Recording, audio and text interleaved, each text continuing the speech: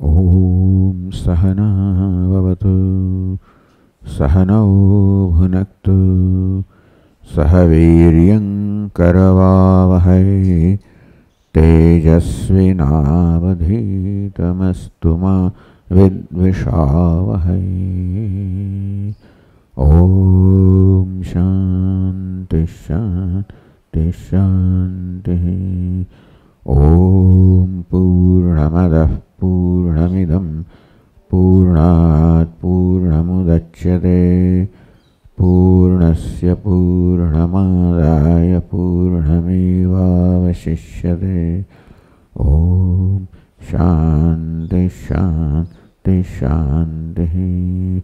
श्रुतिस्मृतिपुराणानाम् आलयं करुणालयं नमामि भगवत्पादं शङ्करं लोकशङ्करं शङ्करं शङ्कराचार्यं केशवं बादरायणं सूत्रभाष्यकृतौ वन्दे भगवन्तौ पुनः पुनः।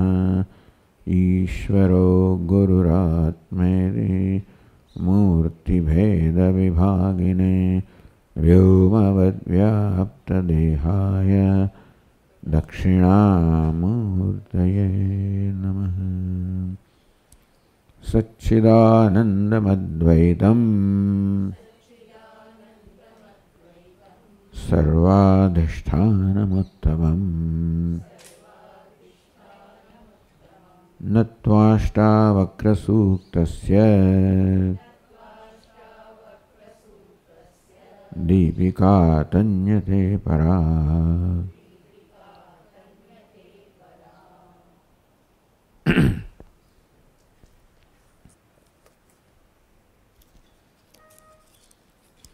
वाग्मिप्राज्ञमहोद्योगम्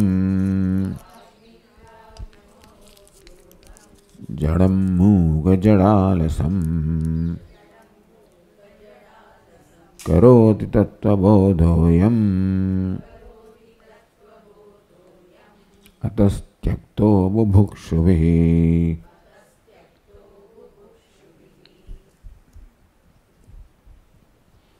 वाग्मी प्राज्ञ महोद्योगम जलम अयम तत्वबोध। आ तत्वबोध છે એ શું કરે છે? વાગ્મી પ્રાજ્ઞ મહોદ્યોગમ જનમ. જનમ જે મનુષ્ય વાગ્મી છે, ખૂબ વાચાળ છે,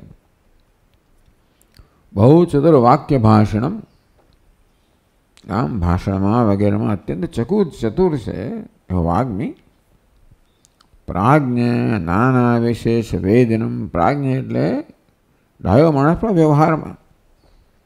વ્યવહારની બધી વસ્તુઓનો પણ ઉત્તમ જ્ઞાન ધરાવતો હોય એવો. મહોદ્યોગમ ખૂબ જ નાના ક્રિયા અનુષ્ઠાનશાલિનમ.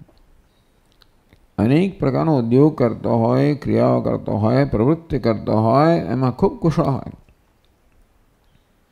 એટલે કોઈક વાણિયાના કર્મમાં કુશળ છે, કોઈક દેહના સ્તરે કર્મ કરવામાં કુશળ છે, કોઈ બુદ્ધિના સ્તરે કુશળ છે. આ બધી કેવી કુશળતા છે? વ્યાવહારિક કુશળતા, જેનો વ્યવહારમાં ઉપયોગ છે, જેને વ્યાવહારિક ધ્યેય સિદ્ધ થઈ શકે. અને વ્યવહારની સિદ્ધિઓને જે ધ્યેય માને છે એમની માટે સાધનો છે. પરંતુ અયમ તત્વબોધ, આ વ્યવહાર છે, વ્યવહારનું કોઈ અધિષ્ઠાન છે. વ્યવહાર જે આપણે દેખાય છે બધો એનો આકાર, નામ, રૂપ જે આપણે અનુભવીએ છીએ, એને સત્ય માનીને ચાલનારા, જીવન જીવનારો એક આખો વર્ગ છે.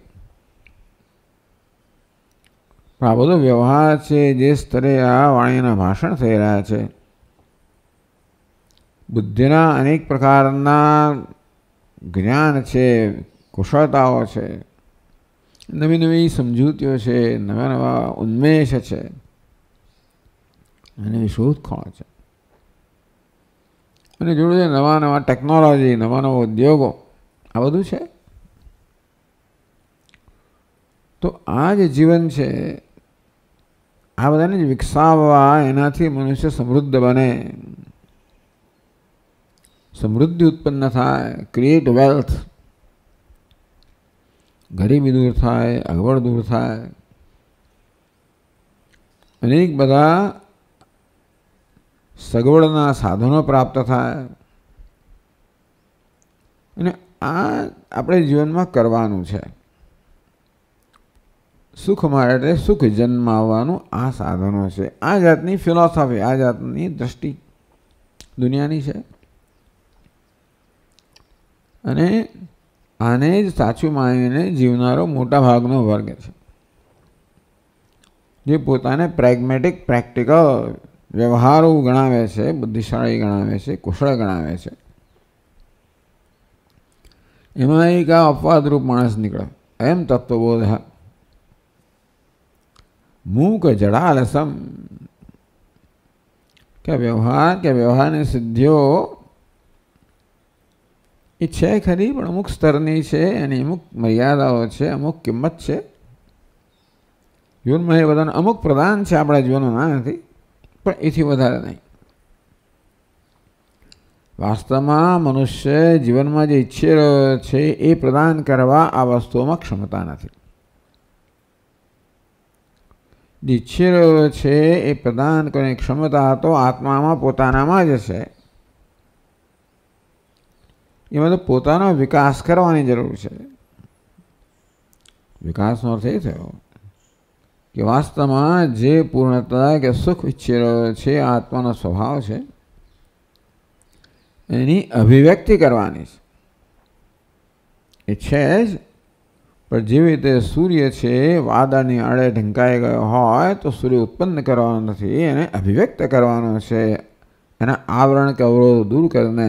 તેમ જીવન આવા આંતરિક અવરોધોના આવરણ દૂર કરવાની પ્રક્રિયા થવી જોઈએ. જે પૂર્ણતા, સુંદરતા, સુખ, આનંદ જે જીવન ધ્યેય છે, જે માટે આ બધું કરવામાં આવે છે. એટલે ધ્યેય તો બરોબર છે, જીવનમાં સુંદરતા હોવી જોઈએ, સુખ હોવું જોઈએ, સંવાદિતા હોવી જોઈએ, પ્રેમ હોવો જોઈએ. આ જ બધા ઈચ્છે છે. બધા વ્યવહારિક સાધનો દ્વારા પણ વ્યવહારિક ડાયા કહેવાતા મનુષ્ય આ જ ઈચ્છે, એમાં વાંધો નથી. માત્ર આ બધી વસ્તુઓ ક્યાંથી પ્રાપ્ત કરવી, કેમ પ્રાપ્ત કરવી, એની એક સમજ એમનામાં છે, જેનાથી પ્રેરાઈને આ પ્રકારે જીવન જીવે છે, આ સાધનો અપનાવે છે. એ સમજ બદલાઈ જાય ત્યારે સાધન પણ બદલાઈ જાય. આ પ્રાપ્ત જ પ્રાપ્તિ છે, અપ્રાપ્તની પ્રાપ્તિના પેલા બધા સાધનો છે. આ પ્રાપ્તિની પ્રાપ્તિ, એમ તત્વબોધ. માટે અપ્રાપ્તિ એ ભ્રમ છે. માટે અપ્રાપ્તિના ભ્રમમાંથી મુક્ત થવાનું છે. વાસ્તવમાં કશું પ્રાપ્ત કરવાનું હોય એના કરતાં વસ્તુ અપ્રાપ્ત છે એ પ્રકારના ભ્રમથી કશું છે એ ભ્રમ જન્માવે છે, જેને આપણે અંતઃકરણની અશુદ્ધિ કહીએ, જેને સામાન્ય અર્થમાં રાગદ્વેષ કહેવામાં. આવું અંતઃકરણનો અંધકાર છે, જડતા છે, તમોગુણ જે જડતા છે, રજોગુણ જે વિક્ષેપ છે, આપણામાં આવા પ્રકારનો ખ્યાલ જન્માવે છે કે આ બધી અપ્રાપ્ત વસ્તુઓ છે. પણ જેના પૂર્વના પુણ્ય પાક્યા હોય અને કંઈક જેનામાં ભગવાનની દયાથી, સત્સંગથી, ગમે તે રીતે, ફ્રોમ એ પૂજ્ય સ્વામીના શબ્દોમાં ફ્રોમ એ પેપર બેક, કંઈક તમને આ પ્રકારની દૃષ્ટિ પ્રાપ્ત થાય તો પછી આખી પ્રક્રિયા બદલાઈ જાય. જીવન અપ્રાપ્તની પ્રાપ્તિનું સાધન બનવાના બદલે પ્રાપ્તની પ્રાપ્ત જે છે એના અભિવ્યક્તિનું સાધન બને. અને તો પછી છેવટે એ જ્યારે એ વસ્તુ સફળ થાય, એમ તત્વબોધ. એ બોધ ક્યારે જન્મે? આત્મા જ્યારે પોતાની પૂર્ણતા પ્રગટ થાય, એટલે આત્માની પૂર્ણતાના પ્રાગટ્યમાં જે અવરોધો છે એ દૂર કરવા થાય. એ મહાન સાધના છે. કર્મયોગ, ભક્તિયોગ, જ્ઞાનયોગ. તેમ કરવાથી આ બધું જ પ્રાપ્ત થઈ ગયું. અપ્રાપ્તની પ્રાપ્તિના જે પ્રયત્નો છે સ્વાભાવિક છે, એ પ્રયત્નો હવે શાંત થઈ જાય. એટલે આજે વાગ્મીપણું હોય, પ્રાજ્ઞપણું હોય કે મહોદ્યોગ હોય, શક્ય છે જ્ઞાની પુરુષ પણ એ કરતો હોય, હવે અપ્રાપ્તની પ્રાપ્તિના સાધન રૂપે નહીં. એને કદાચ પેલા જૂના સંસ્કારો રહ્યા હોય, એના વેગને કારણે પ્રવૃત્તિઓ થતી હોય, પણ એનું પ્રયોજન જુદું છે. હવે એમાંથી કોઈ પ્રકારનો એક આંતરિક સંતોષ, કૃતકૃત્ય શોધતો નથી. અને સંતોષની અભિવ્યક્તિ છે, સંતોષનું સાધન નથી. પણ શક્ય છે કે એવી પ્રવૃત્તિ પણ ના હોય, કે એની કોઈ જરૂર નથી, એના વ્યક્તિત્વ આધાર રાખે છે. એવું વ્યક્તિત્વ હોઈ શકે કે જેને કોઈ પ્રવૃત્તિની જરૂર જણાતી નથી, એ પણ યોગ્ય જ છે. પ્રવૃત્તિ છે કેવી છે બધું પ્રારબ્ધ નક્કી કરે છે, અને તેથી એવું પ્રારબ્ધ હોય કે કોઈ પ્રવૃત્તિની આવશ્યકતા જ નથી, તો બસ શાંત થઈને બેસી જાય. એ સમાધિનિષ્ઠ મહાપુરુષ હોય, એને આ લોકો જોઈએ જેને આપણે વ્યવહારિક કહીએ, વ્યવહાર કુશળ કહીએ, એમને તદ્દન વિરુદ્ધ લાગે. કારણ કે એવું છે ને કે બંને જે તદ્દન વિરુદ્ધ વસ્તુઓ સમાન લાગે સપાટી પર. સત્વનિષ્ઠ મનુષ્ય અને તમોનિષ્ઠ મનુષ્ય બંને આમ જાણે કે સમાન લાગે, જેમ નિદ્રા અને સમાધિ માત્ર આકારમાં સમાન લાગે. આકારથી જ માત્ર નિર્ણય કરનાર જે હોય એ તો એમ માને કે આ માણસ જેને આપણે સમાધિમાં, એ તો તદ્દન નિષ્ક્રિય છે. સર્વ ક્રિયાઓથી પર હોવો એક વાત છે, નિષ્ક્રિય હોવો બીજી વાત છે. અને નિષ્ક્રિય ગણવામાં આવે. અને તેથી કોઈ પ્રકારનું સાધનને યોગ્ય નથી એ માણસ. આમ જેને જીવનમાં ધ્યેય માનવામાં આવે છે એ શરીર, દેહના, મનના, વાણીના કર્મો જે છે બધા કશું કરતો નથી, કારણ કે બધી કરવાની જરૂરિયાતથી મુક્ત થઈ ગયો છે. એ કરવાની પ્રેરણાથી મુક્ત થઈ ગયો. અપ્રાપ્તની પ્રાપ્તિ છે બધું કરવાની પ્રેરણા જન્માવનારી છે. અને જ્યારે અપ્રાપ્તની પ્રાપ્તિ રહે જ નહીં, ત્યારે કશું કરવાની પ્રેરણા જ ન રહે.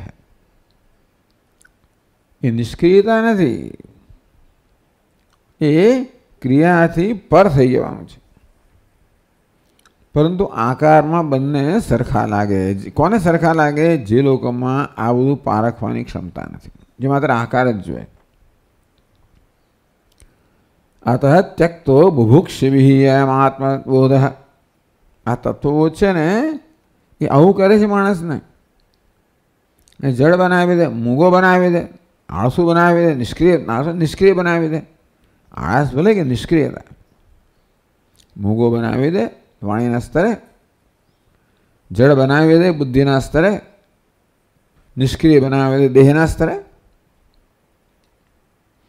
આ બધું જીવનના એમના સિદ્ધાંતની વિરુદ્ધ છે. આ તદ્દન નકામા માણસ, ટૂંકમાં નિરુપયોગી માણસ છે. એ માત્ર એક બોજ જ છે દુનિયા. આવો એમનો નિર્ણય છે. અને એવું એ ન બનવા માંગે. માટે બુભુક્ષિભિઃ ત્યક્તઃ. બુભુક્ષ આ પ્રકારની જીવનની જે દ્રષ્ટિ કે સમજ ધરાવનારા છે, એમને આ માણસ પોતાની સમજથી તદ્દન વિરુદ્ધ લાગે. તેથી એનો આકારથી આવું દેખાય ને, ત્યક્તઃ મુમુક્ષુભિઃ. બુભુક્ષુભિઃ, બુભુક્ષુ લોકો છે એ આવો નિષ્ક્રિયતા ના ઈચ્છે, મૌન ના ઈચ્છે, શાંતિ, આંતરિક શાંતિ ના ઈચ્છે. ભોગેચ્છુભિઃ ત્યક્ અનાદૃતઃ. ત્યક ત્યાગને અનાદૃતનો અનાદર કરવામાં આવે. અને લઈ જાઓ ડૉક્ટર પાસે, અને ટૂંકમાં થેરાપિસ્ટ પાસે લઈ જાઓ, પેલા પાસે લઈ. ઘણા લોકોને ઘણી જગ્યાએ ધક્કો મારીને કરવામાં આવે છે. કેટલી દવાઓ ખવડાવવામાં આવે, સમજે નહીં લોકો. અને શું ગાંડા જેવું લાગે ને. એટલે નહીં સમજનારા લોકો છે એ બધું બહુ કરતા હોય. એટલે આ પ્રકારનો જે વિરોધ છે, કોન્ટ્રાસ્ટ અહીંયા બતાવવામાં આવ્યો કે આ વિષય વૈરસ્યમ જે વાત કરવામાં આવી કે મોક્ષો વિષય વૈરસ્યમ. વિષયની વિરસતા છે અને મોક્ષ કહેવામાં આવે તો વિષયની સંપૂર્ણ વિરસતા છે, કારણ કે આત્માની સંપૂર્ણ રસતા છે એટલા માટે વિષયની વિરસતા છે. એ મોક્ષ, એ વિષયની વિરસતા એટલે આત્માની રસતા છે. કયા પ્રકારના આકારમાં પ્રદર્શિત થાય એ બતાવવામાં આવ્યું કે ઇદંતુ વિષય વૈરસ્યમ તત્વબોધ સાધ્યમ. વિષયની સાચી વિરસતા છે જે તમો ગુણી છે એને પણ વિરસતા છે, સમજવું જોઈએ. જેને કશું ગમતું નથી તો એ પ્રકારની વિરસતાની આ વાત નથી. આ બધા રસો તો પૂર્ણ થઈ ગયા, એનાથી પર થઈ ગયો. વિષયના રસનો અભાવ એક વસ્તુ છે, વિષયના રસથી પર થવું બીજી વસ્તુ છે. જેને આત્મરસ પણ નથી અને વિષય રસ પણ નથી એ તો તમોગુણી માણસ છે. એમ કહેવાય એને પણ વિષય વૈરસ્ય છે, વિષયની વ્યવસ્થા છે. તો નહીં, જેને પૂર્ણ આત્મરસ પ્રાપ્ત થયો છે, જેટલા અંશે પ્રાપ્ત થાય એટલા અંશે વિષયમાં વિરસતા જન્મે. જેને પૂર્ણ આત્મરસ પ્રાપ્ત થયો છે, પૂર્ણ રીતે વિરસ છે. ઇદંતુ વિષય વૈરસ્યમ તત્વબોધ સાધ્યમ. વિષયની વ્યવસ્થા છે એ તત્વબોધથી સાધ્ય છે. એ વ્યવસ્થા કેવી દેખાય તેનો આકાર પછી બતાવે. મૂક જડાલસમ.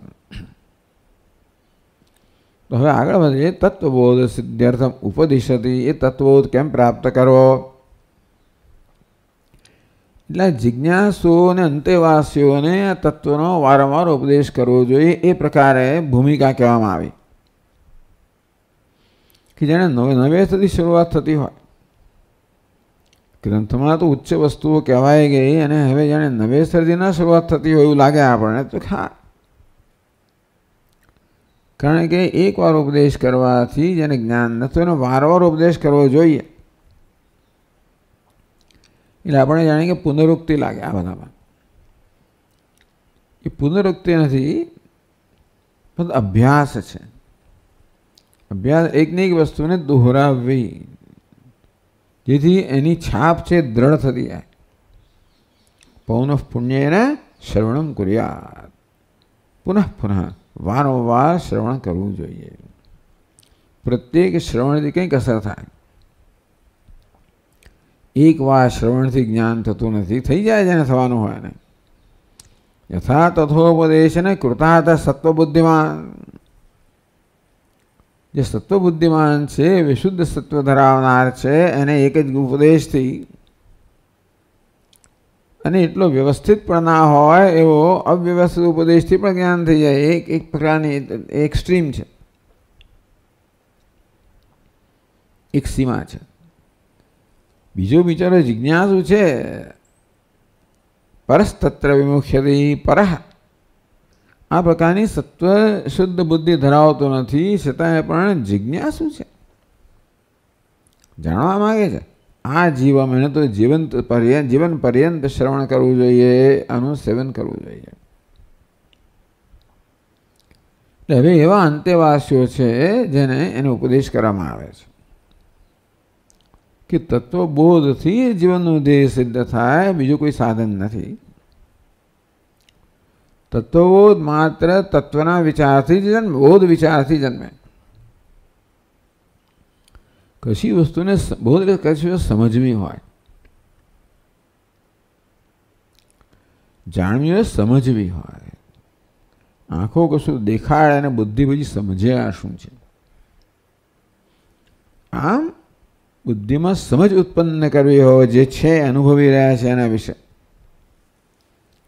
વેદાંત કે તત્વનો અનુભવ કરવાનો નહીં, તત્વનો અનુભવ થઈ રહ્યો એને સમજવાનું છે. જેનો અનુભવ થઈ રહ્યો તત્વ જ છે ને, બીજું કંઈ છે નહીં. પેલો શુંભ દેવીને કહે કે આટલી બધી તું ગર્વ કરે છે આ બધી લોકોની મદદ લઈને,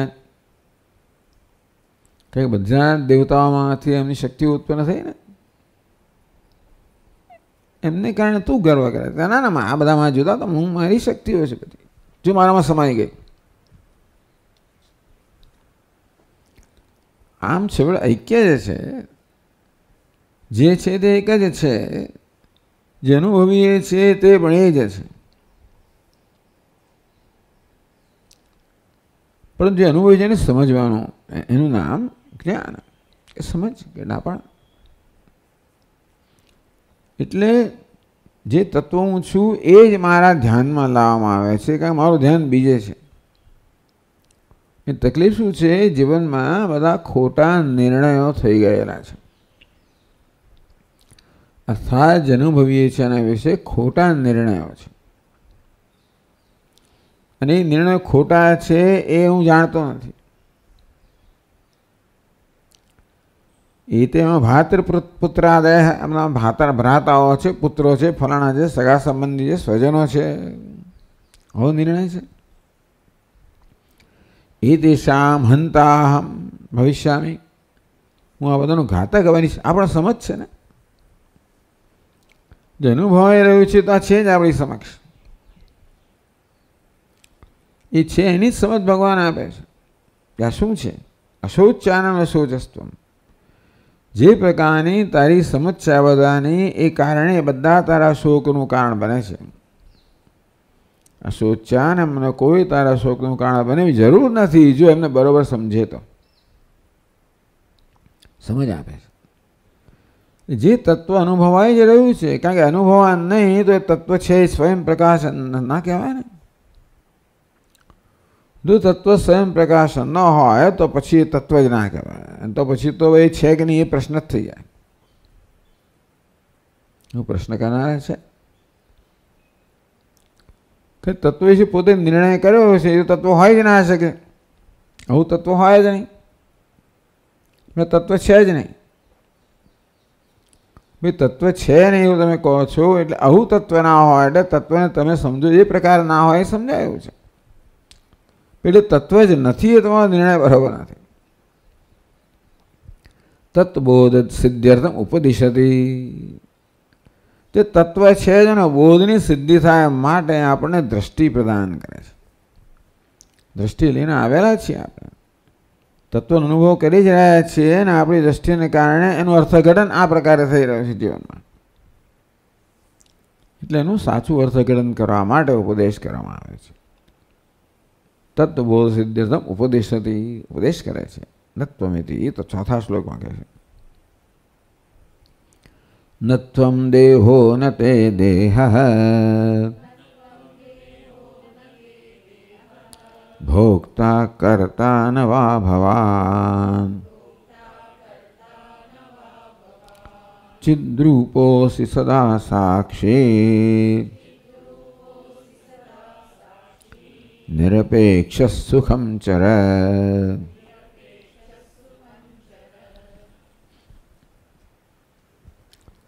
ન ત્વમ દેહો ન તે દેહ, આવી ગયું છે. ન મે દેહો નાહમ દેહો ન મે દેહ, એકથી વધારે વાર આવી ગયો. એ તો જ્ઞાની પુરુષ કહે છે, ઉપદેશ કરવામાં આવે છે. ન ત્વમ દેહો ન તે દેહ, આવો તારો નિર્ણય શું તારા વિશેનો? હું દેહ છું, આવી દ્રષ્ટિ હું ધરાવું છું, એટલા કહેવાની જરૂર પડે છે ને. જ્યાં ભ્રમ હોય ત્યાં સત્યનો ઉપદેશ કરવાની જરૂર પડે તો જ ભ્રમ દૂર થાય. આ સર્પ પછી એવો નિર્ણય થઈ ગયો છે માટે કહેવામાં આવે કે જેને તું સર્પ માને છે એ રજ્જુ છે. ઉપદેશ તારે જરૂર પડે. એટલે હું દેહ છું એ પ્રકારનો મારો નિર્ણય થઈ ગયેલો છે. નામ અવિદ્યા. અવિદ્યાની અભિવ્યક્તિ આ રીતે થાય છે. આપણા જીવનમાં આ બધા ભ્રમના રૂપમાં, અધ્યાસના રૂપમાં અવિદ્યાની અભિવ્યક્તિ થાય છે. જીવનમાં અવિદ્યા છે, નિર્ણય ક્યાંથી થયો? અધ્યાસ છે તેથી. અર્થાત સ્વભાવથી અધ્યાસ કે અધ્યારોપ થઈ જાય છે. અવિદ્યાને કારણે જન્મને અધ્યાસ કહેવામાં આવ્યો. શ્રુતિ એવો ઘણી વાર એવો ભેદ કરે છે, હંમેશા ભેદ નથી હોતો, પણ શ્રુતિ જે કરે એને અધ્યારોપ કહેવામાં આવે, અને આપણાથી જે થાય એને અધ્યાસ કહેવામાં આવે, એવો પણ ભેદ કરવામાં આવે છે. એટલે અધ્યાસ ભાષ્યમાં કેવી રીતે મનુષ્ય સ્વભાવથી જ અધ્યાસ કરતો હોય છે, ટૂંકમાં આ વિકૃતિનો અધ્યારોપ કરતો હોય, અધ્યારોપ જ છે. અતસ્મિન તદબુદ્ધિ, જે તત નથી એમાં તતની બુદ્ધિ, અતસ્મિન જે તત રહિત છે, અસર્વભૂતાયામ રજ્વામ સર્પારોપ, અસર્વભૂતાયામ ટૂંકમાં સર્પપણું જેનામાં છે નહીં, સર્પત્વનો સંપૂર્ણ અભાવ ધરાવનાર રજ્જુમાં સર્પનો અધ્યારોપ થયો. અને અધ્યારોપ કહો કે અધ્યાસ કહો એટલે આ તો છે જ. જીવનમાં અવિદ્યા છે કે નહીં એની બધી ચર્ચાઓ થાય છે બધી, અને એનો શું પ્રકાર છે, અવિદ્યા કેવી છે, શું છે, એની ઘણી ચર્ચાઓ થાય છે ખરો. એટલે કેટલાક માને કે અધ્યાસ જ અવિદ્યા છે, એથી વધારે કશું નથી. ચાલો ભાઈ, પણ અધ્યાસ હંમેશા થાય, અધ્યારોપ ક્યારે થાય? વસ્તુના સાચા સ્વરૂપને ન જાણતા હોય માટે મૂળ અવિદ્યા કહેવામાં આવે. મારી સમક્ષ જે વસ્તુ પડેલી છે સર્પ છે એવો મારામાં નિર્ણય જન્મે છે, કારણ કે એ જે વસ્તુ પડેલી છે એના સાચા સ્વરૂપ ન જાણતો તો જ એવું થાય ને. એટલે સર્પનો ભ્રમ ક્યારે જન્મે? રજ્જુના અજ્ઞાનમાંથી સર્પનો ભ્રમ. એટલે ભ્રમ હંમેશા અજ્ઞાનમાંથી જન્મે. એટલે મૂળ અજ્ઞાન છે એ અનુમાનનો વિષય છે, ભ્રમ એ અનુભવનો વિષય છે, અને અજ્ઞાન એટલા માટે એની બધી વિવાદ થાય છે. જે પ્રત્યક્ષના વિવાદ ના થાય, જો કે એના અર્થઘટન થઈ છે કે ભિન્ન ભિન્ન રીતે. આ પ્રકારે હું આવો નિર્ણય મારા વેશનો લઈને જન્મ્યો છું કે દેહોહમ, હું દેહ છું, અથવા મમ દેહ અયમ દેહ મમ, આ દેહ મારો છે. આમ અહમ અને મમ આ પ્રકારના ભ્રમ લઈને આપણે જન્મ્યા છીએ. એની શરૂઆત થાય છે દેહથી. દેહ એટલે સ્થૂળ દેહ, સૂક્ષ્મ દેહ, બધું સમજી લેવાનું. ઇદમ શરીરમ કાઉંતે ક્ષેત્રમતે ભિધીયતે. હે કાઉંતે, આ શરીરને ક્ષેત્ર કહેવામાં આવે છે. એ માત્ર સ્થૂળ શરીર જ નહીં પરંતુ સૂક્ષ્મ શરીર પણ ખરું, અને ભાઈ કારણ શરીરે ખરું. તો દેહ શબ્દથી માત્ર સ્થૂળ દેહ જ નહીં પરંતુ સૂક્ષ્મ દેહ પણ સમજી લેવાનો. કારણ કે ઇન્દ્રિયને પણ હું કહું છું, બંને પણ હું ને મારો બંને કહું છું. એટલે હું આ મારું પણ ક્યાંક, કારણ કે હંમેશા દેહ હું નથી કહેતો, દેહને ઘણો મારો પણ કહું છું. અમારા મગજને શું થઈ ગયું છે, મારી આંખોને શું થયું છે, મારા હાથને શું થયું છે, એમ આ બધા સ્થૂળ દેહને સૂક્ષ્મ દેહને મારો એમ પણ કહેતો હોઉં છું, અને ઘણી વાર હું પણ કહેતો હોઉં છું. આ બદલાયા કરતો હોય છે. એટલે સૌથી પહેલાં અહમ અને મમનું કેન્દ્ર છે આ મારી ઉપાધિ, જેને દેહ કહેવામાં આવે. સ્થૂળ, સૂક્ષ્મ અને પછી કારણ. કારણ દેહ પણ અનુમાનનો જ વિષય છે, પણ ચાલો કારણ દેહ, કારણ હોવું જ જોઈએ, એ સિવાય કાર્ય હોય નહીં. તો સ્થૂળ દેહને કાર્ય કહે છે, પણ સૂક્ષ્મ દેહ પણ કાર્ય જ છે. સ્થૂળ દેહને કાર્ય, સૂક્ષ્મ દેહને કરણ અને અજ્ઞાનને કારણ એમ કહેવામાં આવે છે. બરાબર છે. અંતતો ગત્વા સૂક્ષ્મ દેહ પણ ઉત્પન્ન નથી થયેલો છે. એ સૃષ્ટિના પ્રારંભમાં જન્મે છે, પછી જન્મવાની જરૂર નથી. એટલા માટે એનો સામાન્ય રીતે ઉત્પત્તિ નથી.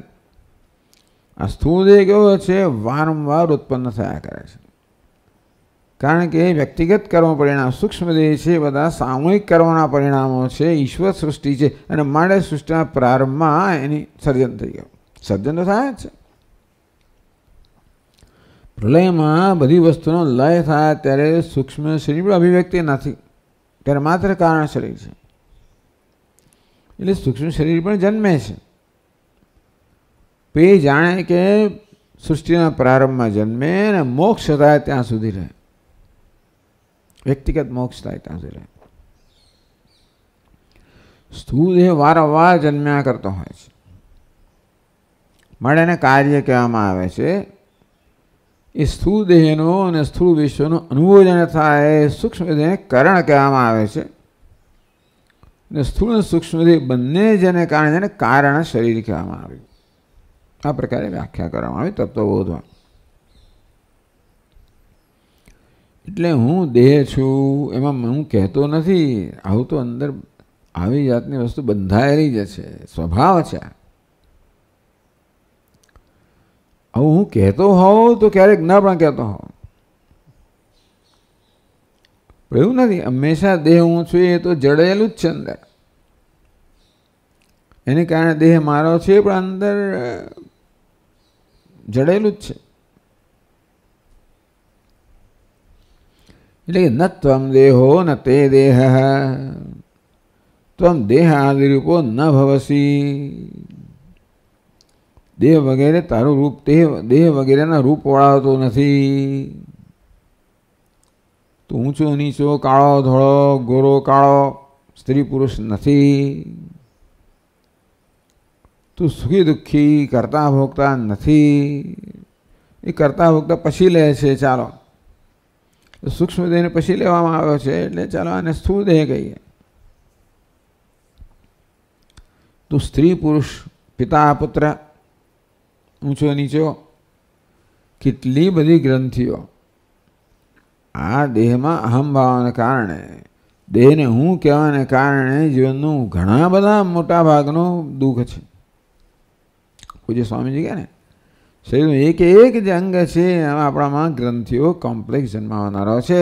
એ માથાથી શરૂ કરે ને, વાળ છે નહીં તો કેવા છે, કેટલા છે, કયા પ્રકારના છે, માંડીને પગના તળિયા સુધીના જે અંગો છે બધા કશા ને કશા પ્રકારની કોમ્પ્લેક્સ ગ્રંથિ એ દુઃખ જન્માવે, દુઃખનું કારણ બને છે.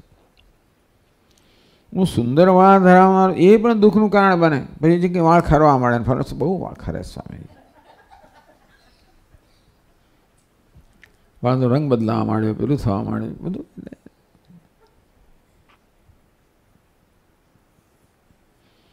આમ જે વસ્તુ સુખનું સાધન છે દુઃખનું સાધન પણ બને છે.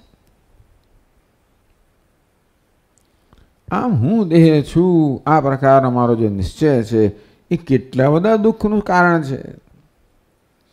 અર્જુન કહે આ બધાને પોતાના પુત્રો અને ભાઈઓ ભાંડુઓ કે દેહમાં અહમભાવથી જન્મ્યું ને બધું, પછી મામો ભાવ જન્મે. એટલે આ બધામાંથી મુક્ત થવાની આપણામાં પ્રેરણા ક્યારે જન્મે? આ દેહને હું અને મારો કહેવાથી જીવનમાં કેટલી બધી પીડાઓ છે, કેટલું દુઃખ છે, અને મોટાભાગનું દુઃખ એ જ્યારે સમજવામાં આવે ત્યારે પછી એમાંથી મુક્ત થવાની પ્રેરણા જન્મે. બાકી તો ભલે ના હો તો શું થઈ ગયું? દુનિયા તો હંમેશા દેહને હું માનીને અને દેહરૂપી હુંને કેવી રીતે કોઈને કોઈ રીતે સફળ બનાવવો, સુખી બનાવવો, એના માટેના સાધનો આપતી હોય ને આપણને. દેહોહમ એ તો વ્યવહાર છે, દુનિયા છે. એમાં જ પેલું આવે વાગ્મી પ્રાજ્ઞ મહોદ્યોગમ. વાગ્મી પ્રાજ્ઞ મહોદ્યોગ કોણ છે? દેહોહમ, કર્તાહમ, ભોગતાહમ.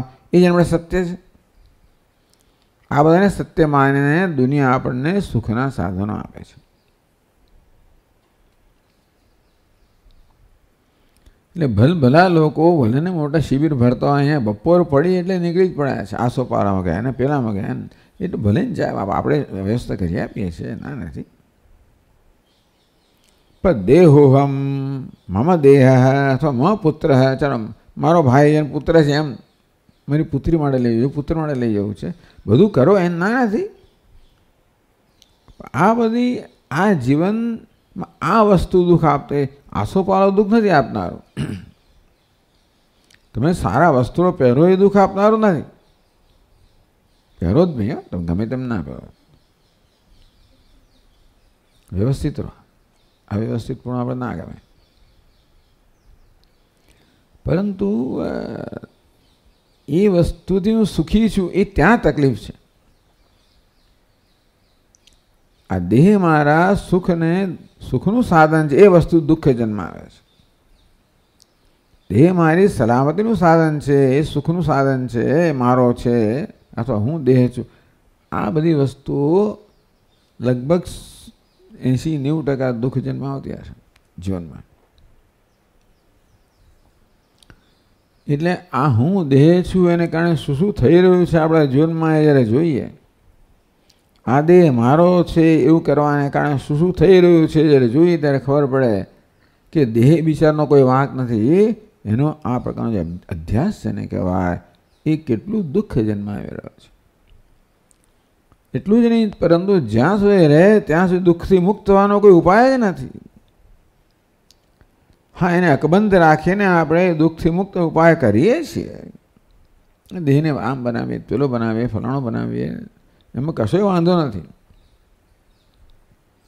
પણ હું તો દેહો હમ એ દુઃખનું કારણ છે, અને દેહો મેં આ મારો દેહ છે આ દુઃખના કારણે છે.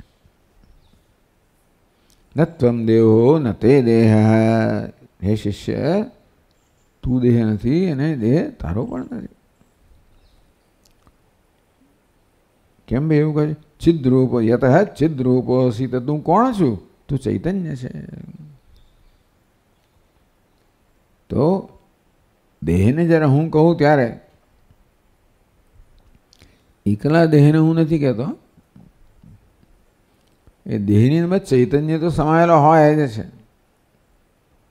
દેહના અનુભવમાં ચૈતન્યનો અનુભવ રહેલો જ હોય. કારણ કે ચૈતન્યના અનુભવ વગર કશાનો અનુભવ ના થાય. ચૈતન્યમય દેહ હું છું. દેહ છે આગંતુક વસ્તુ છે, ચૈતન્ય છે વાસ્તવમાં સ્થાયી વસ્તુ છે. દેહ આવનારો જનારો છે. જાગ્રતમાં સ્થૂળ દેહ છે, સ્વપ્નમાં બીજો દેહ છે, સુષુપ્તિમાં ત્રીજો દેહ છે. એવું વિચારીએ તો એ ખબર કે આ દેહ કે આપણને વિશ્વસનીય નથી. આપણને એ ફેથફુલ નથી. એ તો છોડીને જતો રહે છે. સુષુપ્તિમાં સ્વપ્નમાં આ દેહ જતો રહ્યો, પેલો દેહ જતો રહ્યો, તરત છોડીને જતા રહે છે કે હું એમને છોડીને જતો રહું છું. અંતેથી આ દેહને હું કહું છું એ કહેવા માટે કોઈ કારણ નથી, પણ આ માત્ર કારણ વગર અજ્ઞાનને કોઈ કારણ ના હોય. અને અજ્ઞાનમાંથી જન્મેલા ભ્રમને કારણ ના હોય. બધા બહુ વિચાર બહુ કરે કે કેમ વેદાંતિને કહે ભાઈ જન્મે છે, બસ અનિર્વચનીય. કેમ જન્મ્યો? ના પહેલા અનુભવ કર્યો પછી એ બધું કોઈ પ્રકારના કારણો બહુ લાંબા સુધી ટકતા નથી. કેટલીક કારણો કેટલીક રૂપે મદદરૂપ થાય, પછી એને ખણખોદ કરીને તેને કારણ પછી પર્યાપ્ત નથી. એટલે કીધું છોડ. વેદાંતિને કહે કેમ સાપ જન્મ્યો? છોડ. જન્મ્યો અનિર્વચનીય. કે સાપ જ અનિર્વચનીય છે, જન્મ અનિર્વચનીય છે. એટલે એને અધ્યારોપ કે અધ્યાસ કહેવામાં આવે. યથાચિદ્રૂપોસી.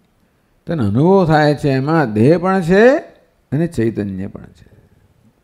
એમાં એક આગંતુક છે, એક પરિવર્તનશીલ છે, બીજી કેવી છે? પરિવર્તન રહિત છે. આ ચિદ્રૂપોસી કે હું છું, પાસું છું, એ મારું સ્વરૂપ છે, એ સ્થાયી છે અને મારે એ અધિષ્ઠાન છે. આ આગંતુક છે, આવનારું જનારું છે.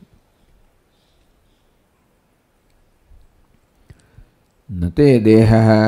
તું દેહ નથી, દેહ તારો પણ નથી. ચાલો, દેહ મારો તો ખરો કે નહીં ભાઈ? આ દેહ સાથે મારે વિશેષ સંબંધ છે.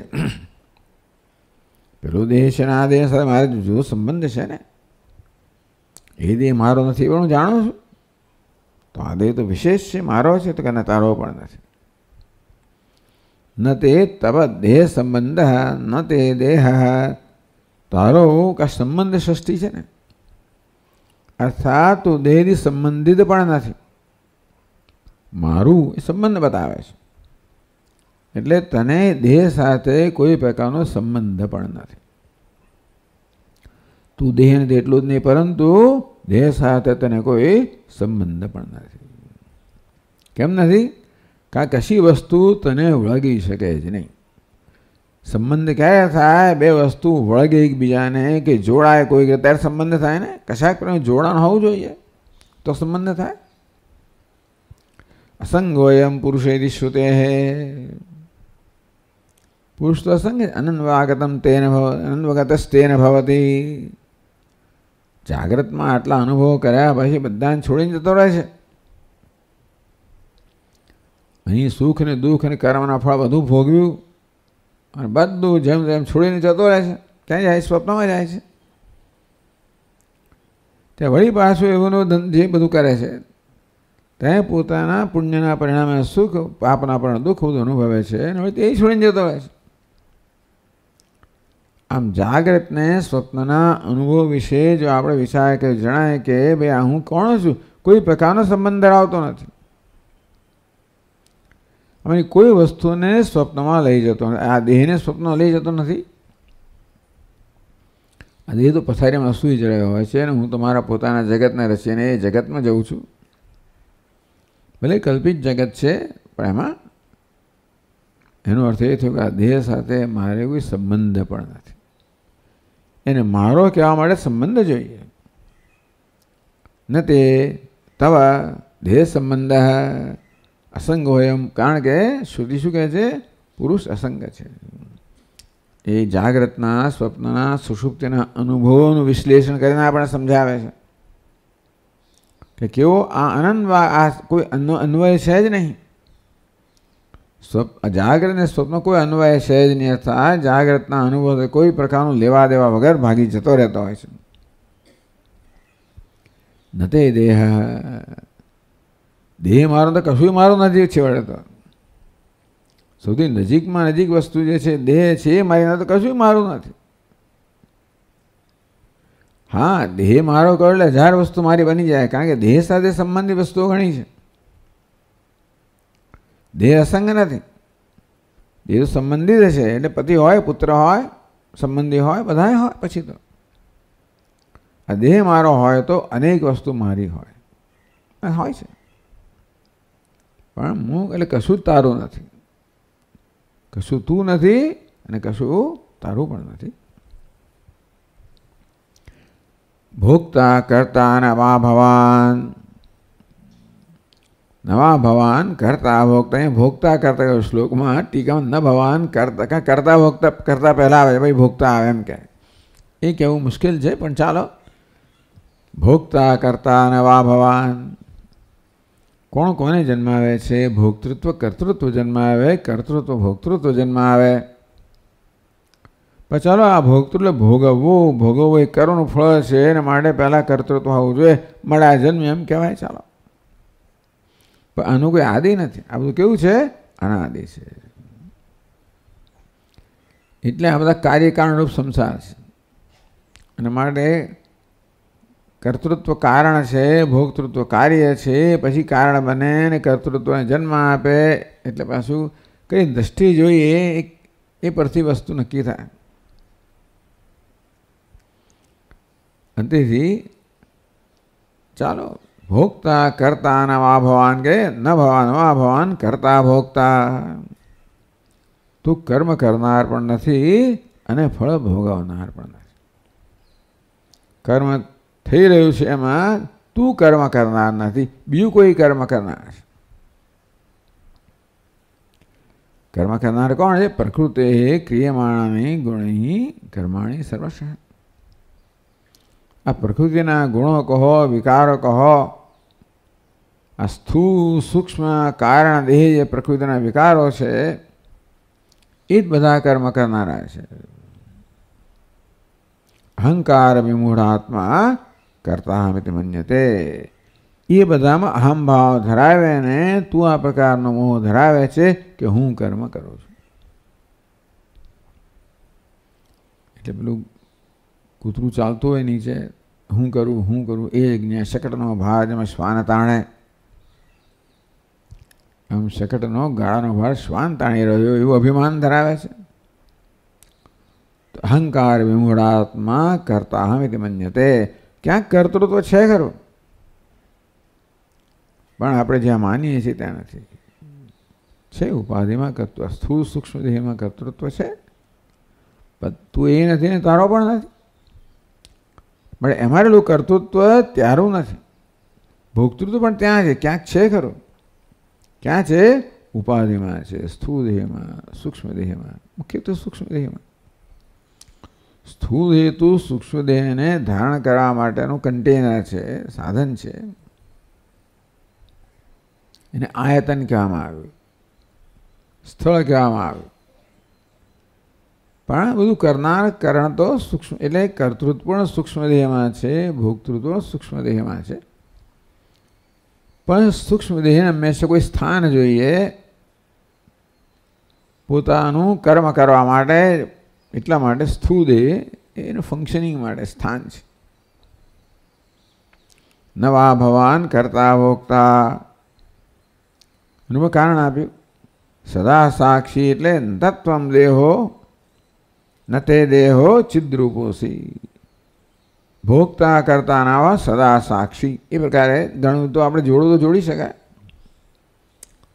કે કર્તૃત્વ ભોગતૃત્વ તો કરતા ભોગતા. કારણ કે કરતા આપણાનું ભોગતા આપણાનું તેની સભાનતા છે. ધ્યાન આપીએ તો આપણે ખ્યાલ આવે કે હું કર્મ કરી રહ્યો છું એ વાત હું સભાન છું. આમ તો સામાન્ય રીતે એવું આપણે ધ્યાન નથી આપતા હોતા. એના માટે હું જ કર્મ કરું એ પ્રકારનો ખ્યાલ જ હોય. છતાં જો હું ધ્યાન આપું મેં નથી કર્યું, મેં કર્યું છે, પછીથી કહીએ કે આ કોણે કર્યું ખબર છે, તો એનો અર્થ એ કે પછી જ્યારે એટલે કે જ્યારે કરતો ત્યારે પણ મારામાં સભાનતા હતી કરી તો જ કહી શકું ને કે આ મેં કર્યું. કે મને ખબર નથી ને ભાઈ, નથી ખબર, મેં નથી કર્યું. આમ આપણે પછીથી કહેતા હોઈએ મેં કર્યું ન કર્યું ત્યારે બની શકે જ્યારે કરતી વખતે સભાનતા હોય કે હું કરી રહ્યો છું. ખરું કે નહીં? હું કરી રહ્યો છું સભાનતા છે. એ કોને છે? કોઈકને છે ખરી? એટલે યત કર્તૃ ભોક્તૃ પ્રભૃતિનામ સદા સાક્ષી. આ જે કરતા છે ભોગતા છે બધાયનો પ્રભૃતિનામ એમાંથી પછી સુખી દુઃખી બધું ઘણું જન્મે. ભોગતા દુઃખી બને, સુખી બને, કરતા પછી પાછું ભોગતા બને, સફળ બને, નિષ્ફળ બને. એટલે કર્તૃત્વ ભોક્તૃત્વ કરતા હું છું, ભોગતા હું છે. 1000-2000 પ્રકારનું દુઃખ જન્માવનાર છે. બધી હર્ટ અને ગિલ્ટ આમાંથી જન્મનારી હોય છે. ગિલ્ટ જન્મી, અપરાધની લાગણી જન્મી, કારણ કે મેં ખોટું કર્યું મારી દ્રષ્ટિએ. એમાં મારી દ્રષ્ટિએ હું ખોટું કરું તો જ મને અપરાધની લાગણી, બીજાની દ્રષ્ટિએ ખોટું કરું તો નહીં. અને મને અન્યાય થયો એવી મારી દ્રષ્ટિ હોય તો જ મને હર્ટ એટલે મારી લાગણી દુભાય, અન્યાય થયો,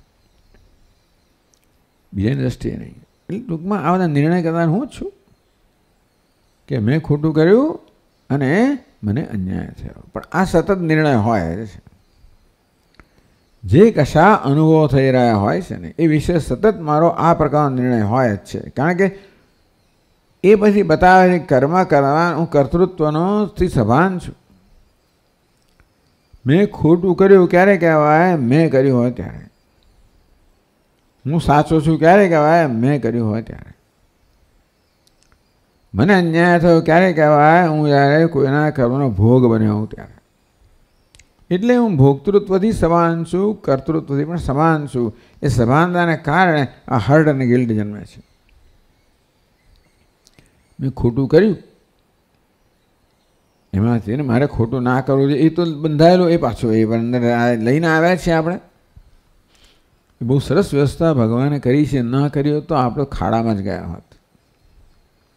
ભગવાને આ પ્રકારની સભાનતા આપીને મોકલાય છે. Self consciousness. શું સભાનતા છે?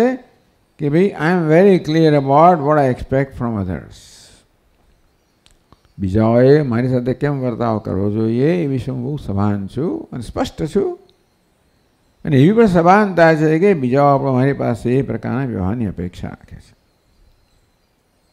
આવી સભાનતા છે. સદા સાક્ષી. આપણે એવું કહી ના શકીએ કે કૂતરા પેલા ના કહી શકીએ. આ માટે એમનો કોઈ હર્ટ ગિલ્ટ નથી. કારણ કે કર્તૃત્વની સભાનતા નથી ત્યાં. કર્તૃત્વ કર્મક થાય જ ખરું પણ એની કોઈ કે હું કરતા છું એ કોઈ પ્રકારની ગ્રંથિ ત્યાં નથી. એ ગ્રંથિ આપણે ધરાવીએ છીએ એટલે હર્ટ અને ગિલ્ટ જન્મે. અર્થાત મેં ખોટું કે અપરાધની લાગણી જન્મે. હું અન્યાયનો ભોગ બન્યો તો કે મારી લાગણી દુભાય. એટલે આ કર્તૃત્વ ભોગતૃત્વ બહુ દુઃખ જન્માવનારો છે.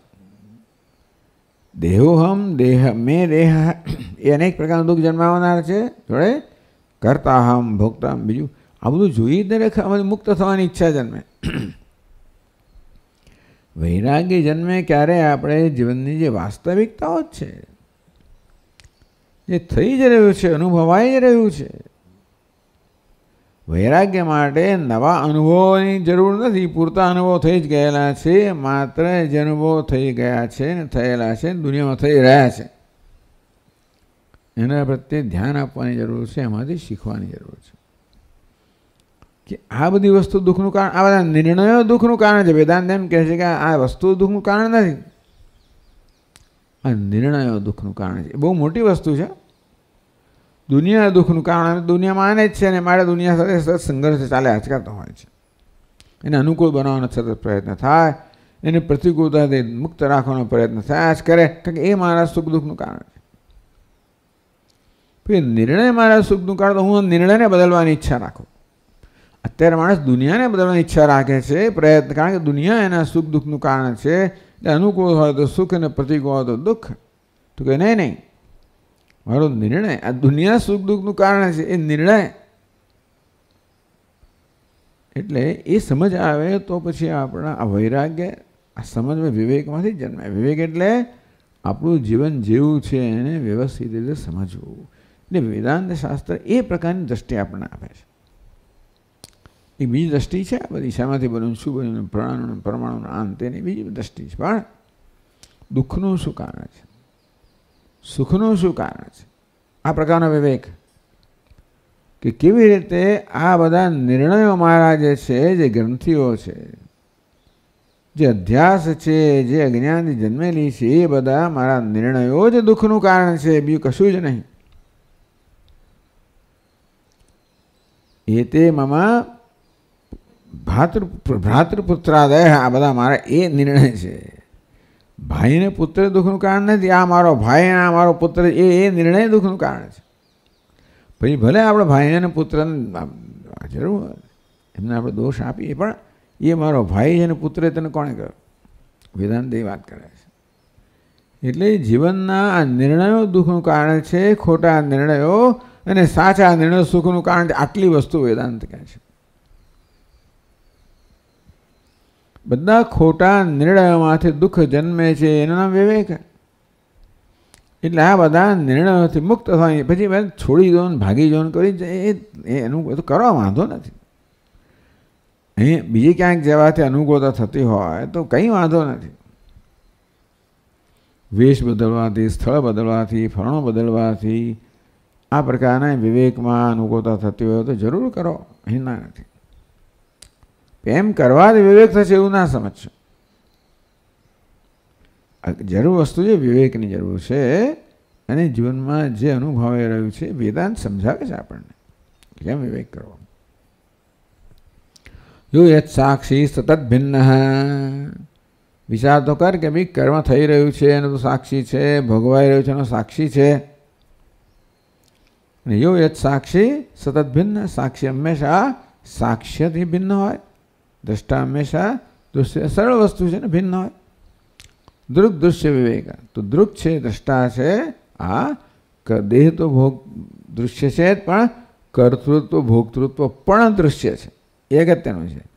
દેહ દૃશ્ય તો સમજાયું છે. મનોબુદ્ધિ અહંકાર ચિત્તાને નાહમ ન ચ શ્રોત્ર જીખવે ન ચ ગ્રહણ જીખ નેત્રે વગેરે. પણ કરતા ભોગ કર્તૃત્વ ભોગતૃત્વનું હું સાક્ષી છું.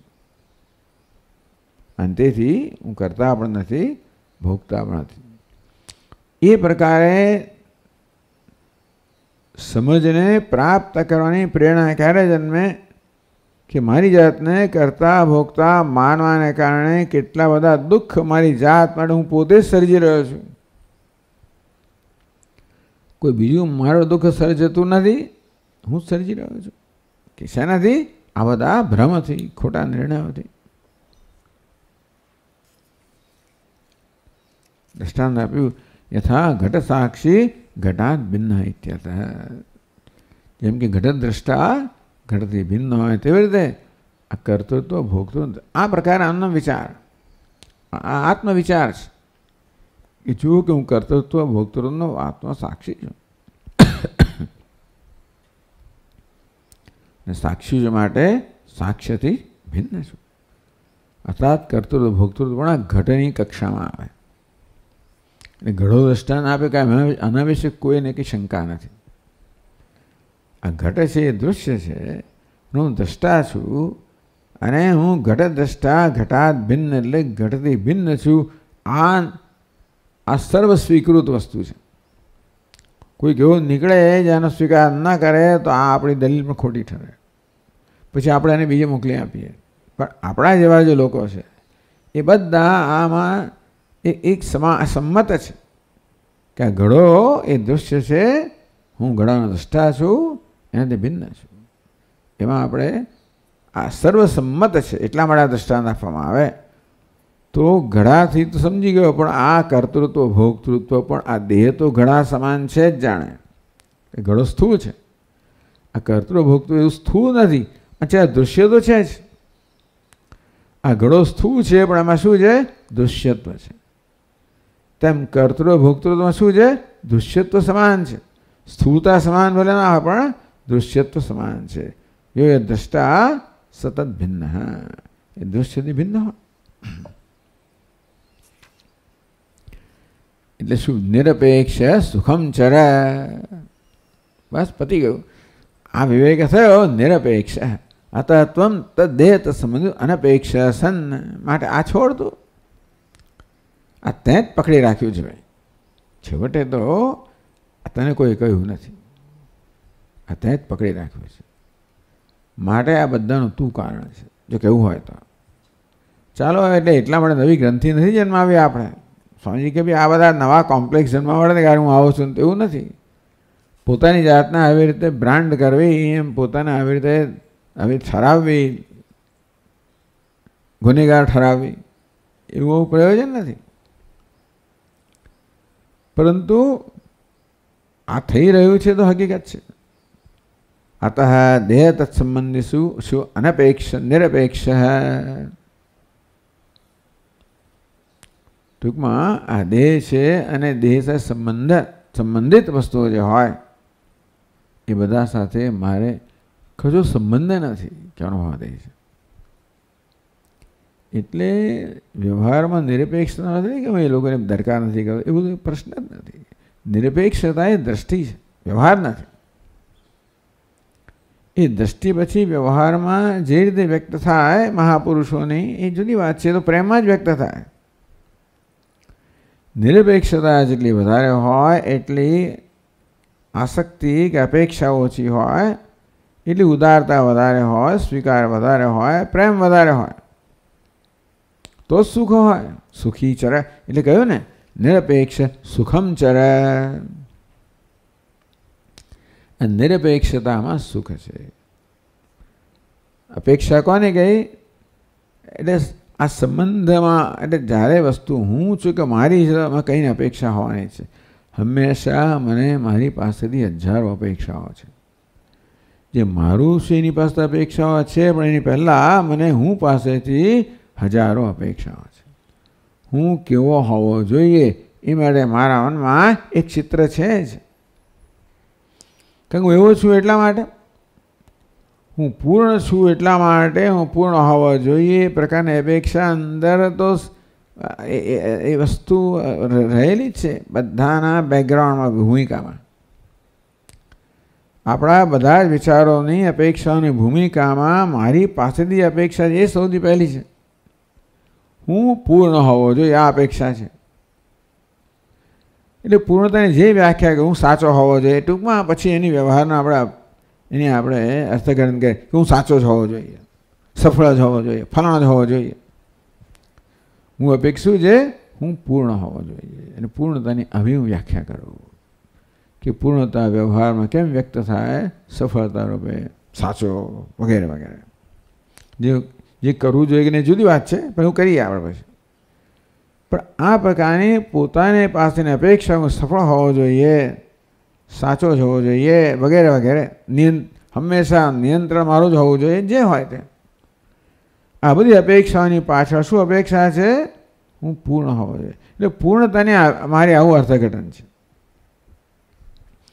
એટલે બધા વ્યવહારની પાછળ સૌથી પહેલી અપેક્ષા તો મને મારી પાસે છે કે વ્યવહાર કરતા પહેલાં હું સાચો હોવો જોઈએ, હું સફળ હોવો જોઈએ, હું મહાન હોવો જોઈએ, હું સારો દેખાવો જોઈએ, વગેરે વગેરે. પછી જ બધો વ્યવહાર થાય. એક અક્ષરે બોલાય પહેલાં આ તો અંદર હોય જ. હવે બધા ઉલટું સુલટું બોલતો હોય કારણ કે એમની સમજ જુદા પ્રકારની હોય.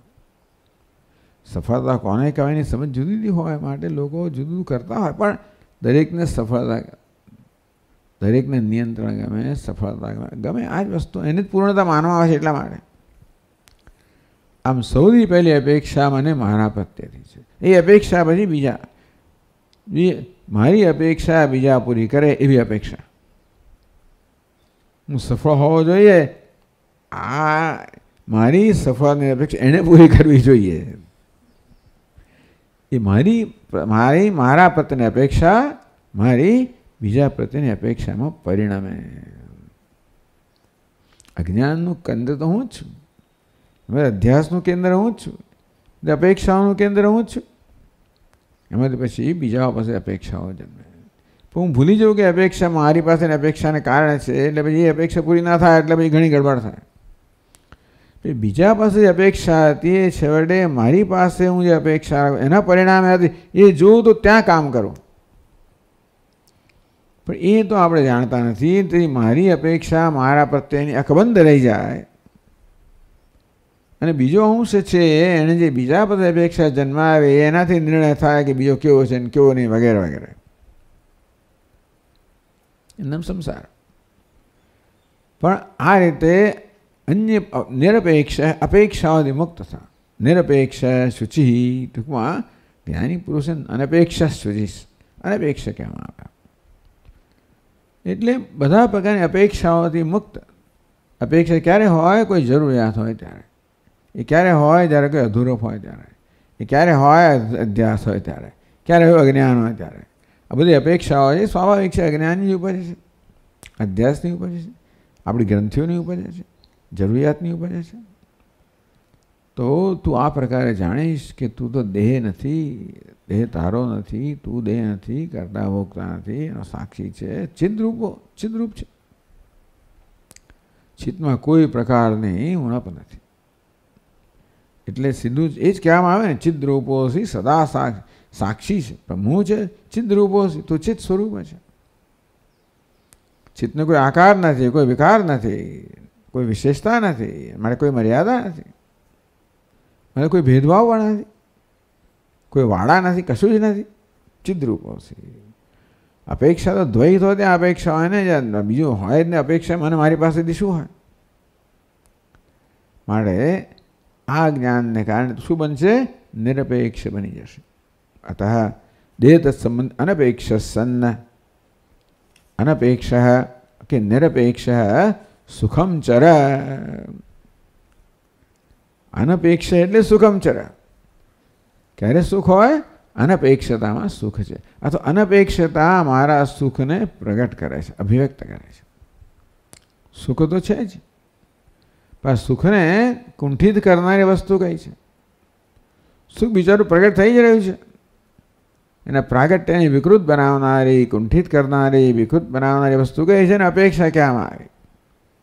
એને કામના કહેવામાં આવે, અપેક્ષા કહેવામાં આવે. અને આપણે કહ્યું તે પ્રમાણે મૂળ અપેક્ષા મને મારી પાસેથી છે, મારા પોતાના જ્ઞાનને કારણે. પણ મારી પાસેની અપેક્ષા સમજુ તોય ખબર પડે કે હું શું કેમ અપેક્ષા રાખું? કેમ આવું છું એટલા માટે. મારી પાસેથી કેમ સફળતાની, સચ્ચાઈની અમે એવી અપેક્ષા છે? કારણ કે હું એવું છું એટલા માટે. હવે હું સફળતાને એક આકાર આપું ત્યાં મુશ્કેલી પડે. સફળતાને કોઈ આકાર નથી. હું અમુક વસ્તુને સફળતા કહું છું, એને હું પછી પ્રયત્ન કરું છું. એનું નામ સંસાર. સફળતા કોઈ વસ્તુનું નામ નથી, કોઈ સંજોગોનું નામ નથી, કોઈ આકારનું નામ નથી. એ તો આત્માનો સ્વભાવ છે. માટે હું સફળતાની અપેક્ષા રાખું છું મારી પાસેથી. એ ન સમજને સફળતાનો હું એક આકાર આપું, પછી એ પ્રકારે કરવાનો પ્રયત્ન કરો. નિરપેક્ષ સુખમ ચર. આ બધી અપેક્ષાઓ આમાંથી જન્મે છે. તને કોઈ જરૂર નથી ભાઈ. તને જરૂરિયાતો માનીને અપેક્ષાઓ જન્મી તારામાં, નિરપેક્ષ સુખમ ચર, બસ ત્યારે આનંદથી વિચરણ કર, ચર વિચરણ કર. એટલે વિચરણ કરવા મુક્તિ રહેલી છે. વિચરણ કોને કહેવાય? એમાં કોઈ ધ્યેય નથી, રખડ્યા કરવું. ટૂંકમાં એવું ના કે ભાઈ હિમાલયમાં રખડવું નથી કહેતા. હિમગીરી તો વિહાર કરીએ છીએ. ચાલો વિહાર કહો કે રખડો છો, જે કહો. રખડવાની પાછળ કોઈ ધ્યેય ના, વિહારમાં અહીંયા હોય. રખડેલ લોકો એટલે માટે સુખી હોય. રખડેલ ક્યારે હોય? કોઈ પડી જ નથી, ચિંતા જ નથી. હવે એવું એને હોવી જોઈએ કે નહીં, આપણી દ્રષ્ટિએ જુદી વાત છે. એને તો કોઈ ચિંતા નથી. ક્યાં જાય છે? જાઉં છું, કશે એની વાત. કોઈ ધ્યેય નથી. નિરપેક્ષ, ધ્યેયની અપેક્ષા વગરનો થઈ ગયો. અને માટે સુખમ ચર, કે તું, એનું નામ જ સુખમ ચર. નિરપેક્ષ સુખમ ચર. નિરપેક્ષ બનીને સુખી બન, કે નિરપેક્ષતા એટલે સુખ છે. આ પ્રકારે તત્વબોધની સિદ્ધિ થવા માટે ઉપદેશ કરવામાં આવ્યો. ઓમ ઓમ પૂર્ણમદ પૂર્ણમિદમ પૂર્ણાત પૂર્ણમુદચ્યતે પૂર્ણસ્ય પૂર્ણમાદાય પૂર્ણમેવાવશિષ્યતે. ઓમ શાંતિ શાંતિ શાંતિ. શંકરમ શંકરાચાર્યમ કેશવમ બાદરાયણમ સૂત્રભાષ્યકૃતૌ વંદે ભગવन्तौ પુનઃ પુનઃ. ઈશ્વરો ગુરુરાત્મેતિ મૂર્તિભેદવિભાગિને વ્યોમવદ્વ્યાપ્ત દક્ષિણામૂર્તિ